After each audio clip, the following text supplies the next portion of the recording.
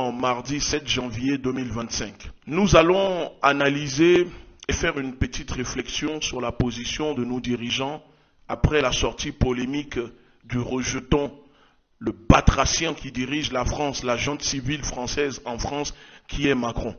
Vous voyez la une de la presse, tollée après les propos d'Emmanuel Macron estimant que les dirigeants africains avaient oublié de dire merci.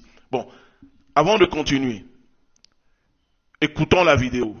Donc nous avons patiemment, et je remercie Jean-Marie Bockel, je le remercie à double titre, personnel et pour cette mission, parce qu'il fait partie de ceux qui ont vécu dans sa chair et la chair de sa famille, ce que j'évoquais tout à l'heure. Mais il a mené patiemment, en lien avec les ministres et le SEMA, cette mission.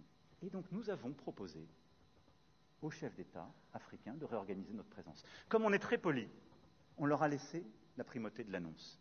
Mais vous ne vous trompez pas, c'est nous qui l'avons... Et parfois, il a fallu les pousser. Mais pas parce qu'on est poli, correct et qu'on se réorganise nous-mêmes, qu'il faudrait que ce soit retourné contre nous en disant ils sont chassés d'Afrique. Je peux vous dire que dans bien de ces pays, on ne voulait pas enlever l'armée française ou même la réorganiser. Mais on l'a assumé ensemble. C'est ça le partenariat. Après avoir écouté ces propos, je suis désolé, mais je ne comprends pas pourquoi les dirigeants du Tchad et du Sénégal font les choquer. Mais vous avez donné du bâton à Macron, et maintenant qu'il vous fouette avec ce bâton, vous faites les choquer, les étonner.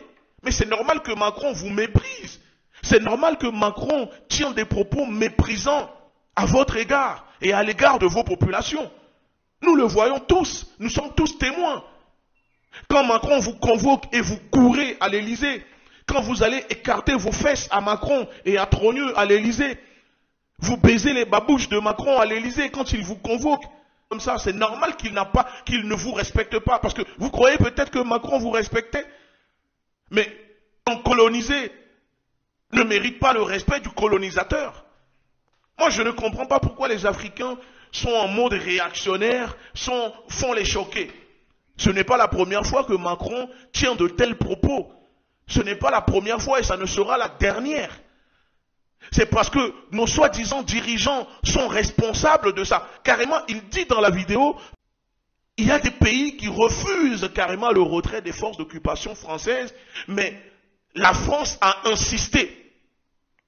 Et il y a des pays qui disent carrément qu'ils vont réfléchir.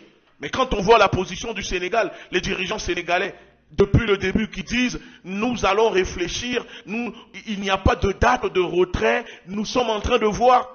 Vous êtes responsable de ce mépris, de l'humiliation constante que nous subissons. Ce rejeton qui n'est même pas apprécié dans son pays, méprisé par les Français, arrive à vous parler ainsi. Alors, remettez-vous en question.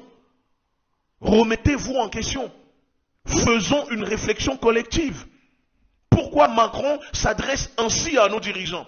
Et au lieu de convoquer de manière coercitive les ambassadeurs de France dans vos pays et leur donner 48 heures pour dégager, parce que Macron s'est adressé à vous ainsi devant des ambassadeurs de France en montrant que vous êtes décolonisés.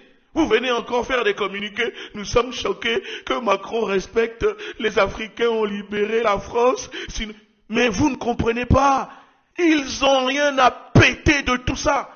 Un idéologue ne comprend que le langage de la force.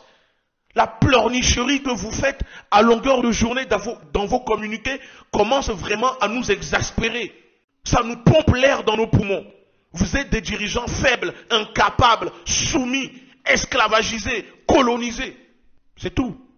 Moi, je ne vais pas venir ici vous défendre. Macron, il a raison de vous parler comme ça. Je l'invite encore à le faire. Et encore, il est gentil. Puisque vous refusez d'être des dirigeants souverains, souverainistes, vous préférez être des gardiens de camps de concentration, c'est tout ce que vous méritez. Bande d'esclaves. Il faut qu'ils sachent ça. Quand tu vas à l'Élysée et que tu montes, le président descend les escaliers pour venir t'accueillir. Et que tu montes, puis la garde est là, à droite, et tu la salues, tu te prends pour un grand. Tu te prends pour un grand. Mais est-ce que celui qui t'accueille te prend pour un grand?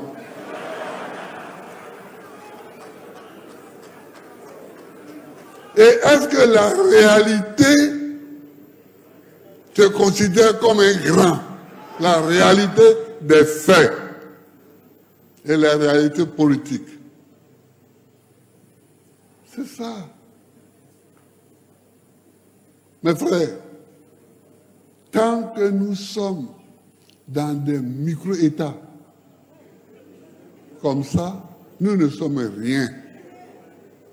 C'est de là que part l'idée du panafricanisme.